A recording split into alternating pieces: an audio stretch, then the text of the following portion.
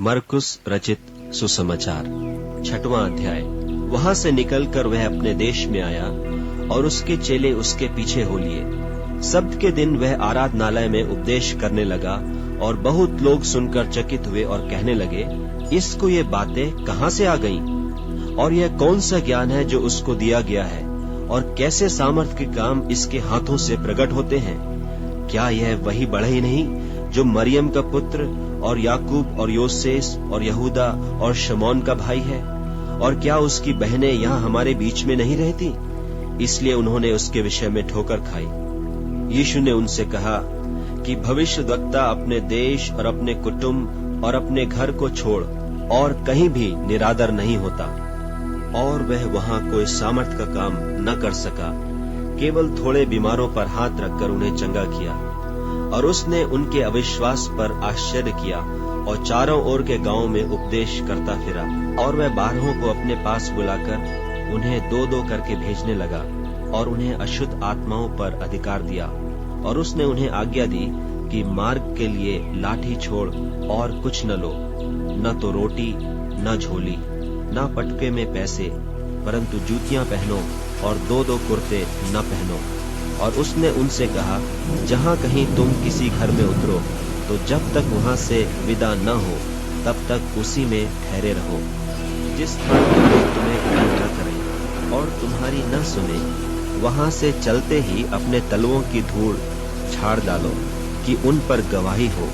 और उन्होंने जाकर प्रचार किया कि मन फिराओ, और बहुतेरे दुष्टात्माओं को निकाला और बहुत बीमारों पर तेल मलकर उन्हें चंगा किया। और हेरोदेस राजा ने उसकी चर्चा सुनी, क्योंकि उसका नाम फैल गया था। और उससे कहा कि यूहन्ना बपतिस्मा देने वाला मरे हुओं में से जी उठा है, इसीलिए उससे ये सामर्थ के काम प्रकट होते हैं। और औरों ने कहा, यह एलिया है, परंतु औरों ने कहा, भविष्यद्वक्ता या भविष्यद्वक्ताओं में से किसी एक के समान है। हेरोदेस ने यह सुनकर कहा, जिस यूहन्ना का सिर मैंने कटवाया था वह जी उठा है। क्योंकि हेरोदेस ने आप अपने भाई फिलिप्पुस की पत्नी हेरोदियास के कारण, जिससे उसने ब्याह किया था, लोगों को भेजकर यूहन्ना को पकड़वाकर बंदी गृह में डाल दिया था। क्योंकि यूहन्ना ने हेरोदेस से कहा था कि अपने भाई की पत्नी को रखना तुझे उचित नहीं। इसलिए हेरोदियास उससे बैर रखती थी और वह यह चाहती थी कि उससे मरवा डाले, परंतु ऐसा न हो सका, क्योंकि हेरोदेस यूहन्ना को धर्मी और पवित्र पुरुष जानकर उससे डरता था और उसे बचाए रखता था, और उसकी सुनकर बहुत घबराता था, पर आनंद से सुनता था।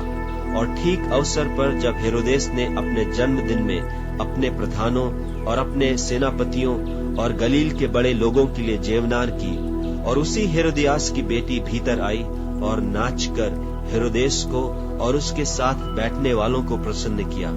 तब राजा ने लड़की से कहा, तू जो चाहे मुझसे मांग, मैं तुझे दूंगा। और उससे शपथ खाई कि मैं अपने आधे राज्य तक जो कुछ तू मुझसे मांगेगी मैं तुझे दूंगा। उसने बाहर जाकर अपनी माता से पूछा कि मैं क्या मांगू? वह बोली, यूहन्ना बपतिस्मा देने वाले का सिर। वह तुरंत राजा के पास भीतर आई और उससे विनती की, मैं चाहती हूँ कि तू अभी यूहन्ना बपतिस्मा देने वाले का सिर एक थाल में मुझे मंगवा दे।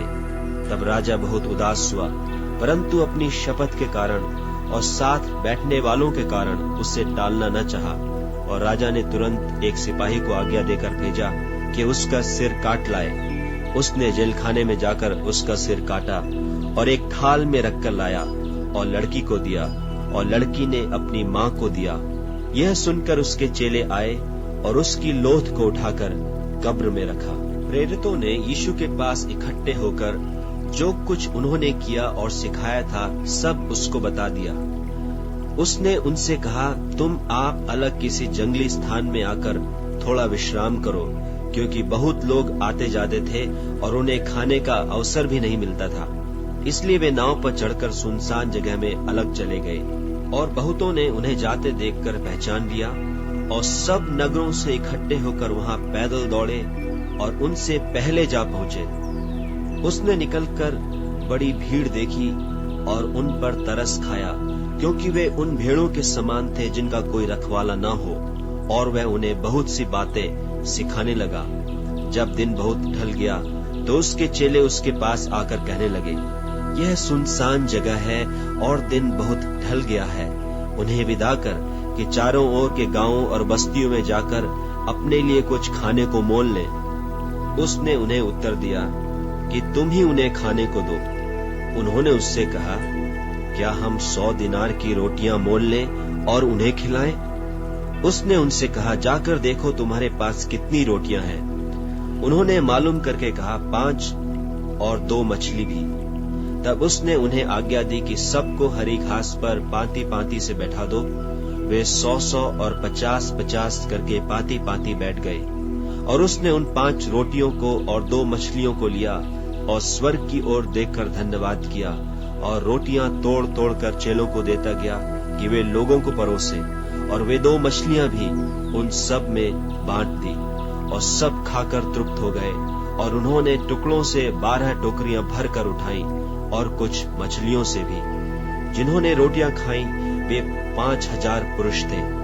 तब उसने तुरंत अपने चेलों को बरबस नाव पर चढ़ाया कि वे उससे पहले उस पार बैतसैदा को चले जाएं, जब तक कि वह लोगों को विदा करे। और उन्हें विदा करके पहाड़ पर प्रार्थना करने को गया। और जब सांझ हुई तो नाव झील के बीच में थी और वह अकेला भूमि पर था। और जब उसने देखा कि वे खेते खेते घबरा गए हैं, क्योंकि हवा उनके विरुद्ध थी, तो रात के 4थे पहर के निकट वह झील पर चलते हुए उनके पास आया और उनसे आगे निकल जाना चाहता था। परंतु उन्होंने उसे झील पर चलते देखकर समझा कि भूत है और चिल्ला उठे, क्योंकि सब उसे देखकर घबरा गए थे। पर उसने तुरंत उनसे बातें की और कहा, ढाढ़स बांधो, मैं हूं, डरो मत। तब वह उनके पास नाव पर आया और हवा थम गई और वे बहुत ही आश्चर्य करने लगे, क्योंकि वे उन रोटियों के विषय में न समझे थे, परंतु उनके मन कठोर हो गए थे। और वे पार उतरकर गन्नेसरत में पहुंचे और नाव घाट पर लगाई। और जब वे नाव पर से उतरे तो लोग तुरंत उसको पहचान कर आसपास के सारे देश में दौड़े और बीमारों को घाटों पर डालकर जहां जहां समाचार पाया कि वह है, वहां वहां लिए फिरे। और जहां कहीं वह गांवों, नगरों या बस्तियों में जाता था तो लोग बीमारों को बाजारों में रखकर उससे विनती करते थे कि वह उन्हें अपने वस्त्र के आंचल ही को छू लेने दे। और जितने उसे छूते थे सब चंगे हो जाते थे।